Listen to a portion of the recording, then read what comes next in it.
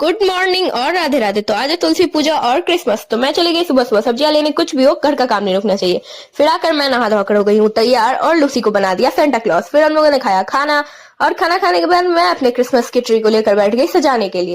तो जैसा कि आप सभी को पता है कि मुझसे कुछ भी सही से होता नहीं है, तो ये भी सही से नहीं हुआ। तो फिर मेरी दीदी ने सबको निकाल कर वापस से सजाया और मैं आ गई यहाँ पे दीवार को डेकोरेट करने के लिए। तो मैंने सबसे पहले यहाँ पे लगाया सफेद पर्दा और फिर यहाँ पे लाइट्स लगा रही थी। ये वाली लाइट्स पूरी हुई नहीं, तो फिर मैंने इसको क्रिसमस ट्री पे लपेट दिया और ये भी सही से नहीं लपटाई थी, तो फिर इसको वापस से खोल कर वापस से लपेट कर लगा दिया।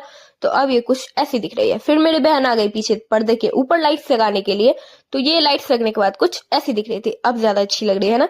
फिर हम लोग तीनों आगे बाहर केक लेने के लिए, तो हम लोगों ने लिया 2 केक। एक केक बाद में दिखाऊंगी और एक ये वाली केक थी। फिर मेरी बहन फुलवाड़ी बलून और फिर हम लोगों ने खाया आइसक्रीम और फिर आगे केक कट करने के लिए। तो उससे पहले हम लोग हुए तैयार, दीदी और ये मेरी दीदी और ये मेरी मम्मी और ये रही मैं।